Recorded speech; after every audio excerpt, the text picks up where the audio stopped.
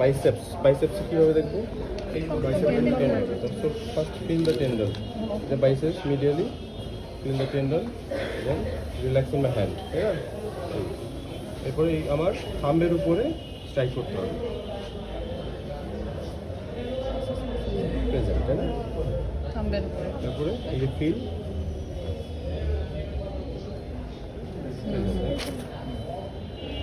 এরপরে আমরা কি করবো? পেশেন্টের ট্রাইসেপস, সেমি ফ্লেক্স, এটা কোনটা দিয়ে করতে হবে? প্লান্টেন। কোথায় করতে হবে? এই যে এখানে অলিক্রনের জাস্ট অ্যাবাভ, টেন্ডনের উপরে, not muscle. All the jerks over the tendon. তাহলে এখানে টেন্ডন কোথায় ইনসারশন? এইখানে অলিক্রনন প্রসেসে। এটা কি করবে? এটা হলো ডিরেক্টলি, হ্যাঁ? ব্যথা লাগে? নরম রাবার। এটা দেখো, এখান থেকে ওইটা এক্সাজারেটেড, ব্যথা লাগবে না। আমি একটু সাপোর্ট দিলাম, এই, হ্যাঁ?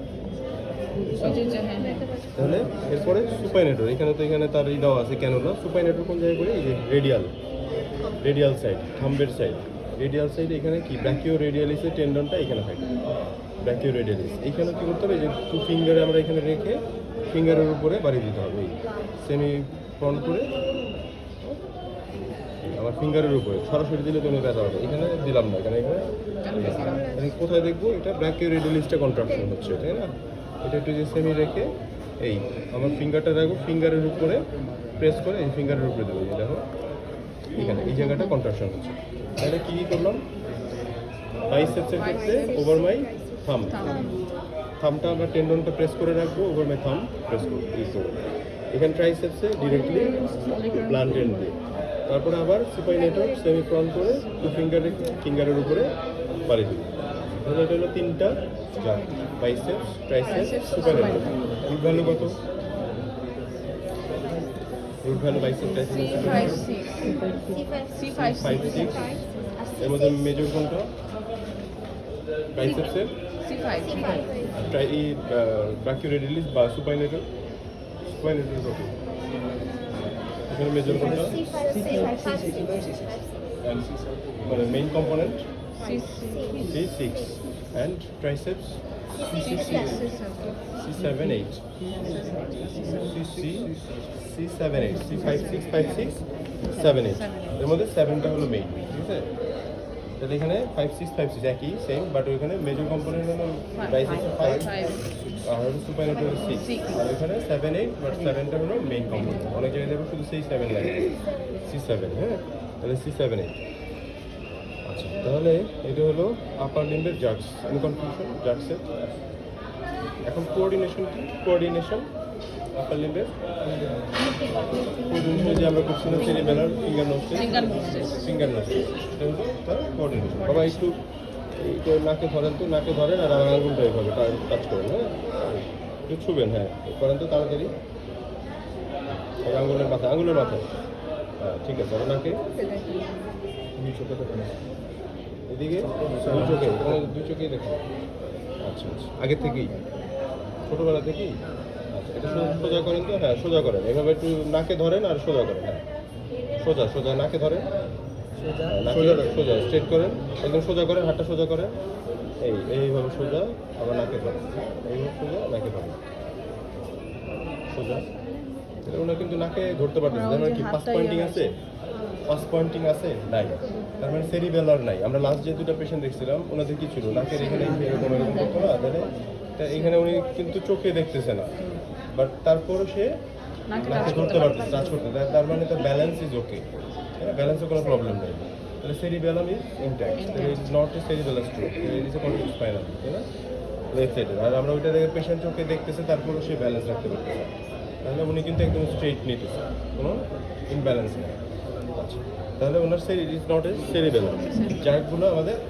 এরপর আমরা আরেকটা জিনিস দেখি, সেটা হলো হফম্যান সাইড। কি আমরা লোয়ার লিম্বে কি দেখি? প্লান্টার দেখি না শেষে? যে প্লান্টার জার্ক দেখার পরে কি করি? প্লান্টার। এখানে আমরা ওইটার করেসপন্ডিং আপার লিম্বের হলো হফম্যান, HOFMAN, হফম্যান সাইড। এটা কি করতে হবে? এই আমরা 2 ফিঙ্গার দিয়ে মিডল ফ্যালাংসটা আমরা ধরবো, হ্যাঁ ফ্যালাংসটা এভাবে ধরে এই মানে আমার এই ইন্ডেক্স ফিঙ্গার নিচে থামটা উপরে জাস্ট টুইস্টিং। হ্যাঁ, একটু সোজা রাখেন, তো নরম রাখেন, হ্যাঁ নরম রাখেন।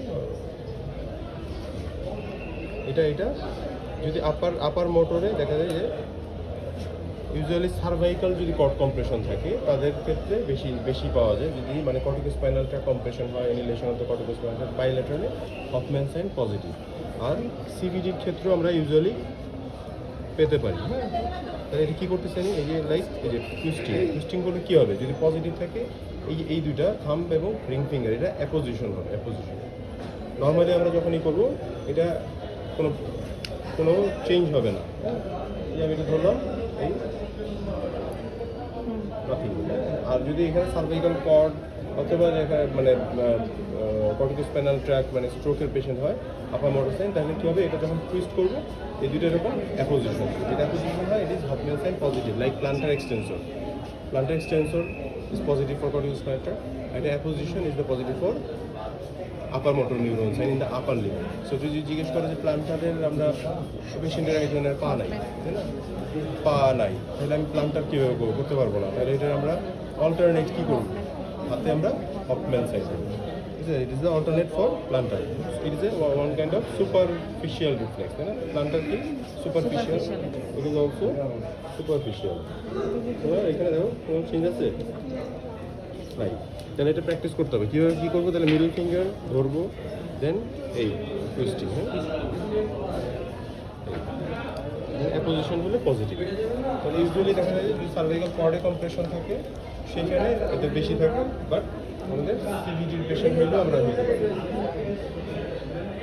আচ্ছা, তাহলে আপার মোটরে আমরা কোঅর্ডিনেশন দেখলাম, দেন আমরা হফম্যান দেখলাম, গেট তার আপার মোটরের আমরা গেটের সাথে অ্যাসোসিয়েটেড দেখতে পারি লোয়ার লিম্ব। আপার মোটরের সাথে কী দেখবো, লোয়ার লিম্ব। আপার মোটর যদি এক্সামিন করতে বলে নিউরোলজিক্যালি, একটা হলো মানে মাস্কুলোস্কেলেটাল সিস্টেমের এক্সামিনেশন, লাইক রিউমাটোলজিক্যাল এক্সামিনেশন। হ্যাঁ, সেটা হলো ডিফারেন্ট। এটা আমরা জয়েন্টের যদি সোয়েলিং থাকে, আর্থ্রাইটিস অথবা জয়েন্ট ডেভিয়েশন, এটার এক্সামিনেশন আলাদা, এটা সেপারেট। আর এটা আমরা যেটা করলাম এটা হলো নিউরোলজিক্যাল এক্সামিনেশন। আপার মোটর মানে আপার লিম্বের এক্সামিনেশন নিউরোলজিক্যাল। তাহলে আমরা টোন মানে আগে ইন্সপেকশন করলাম, বাল্বটা দেখলাম, তারপরে পেশেন্টের টোন দেখলাম, পাওয়ারটা জেনারেল পাওয়ার, উপর উঠাবে, হোল্ড করবে, তারপর ইন্ডিভিজুয়াল মাসেল পাওয়ার, 3টা জার, অ্যান্ড দেন কোঅর্ডিনেশন আর হফম্যান। ঠিক আছে, কমপ্লিট হলো আপার মোটর মানে আপার লিম্বের নিউরোলজিক্যাল এক্সামিনেশন।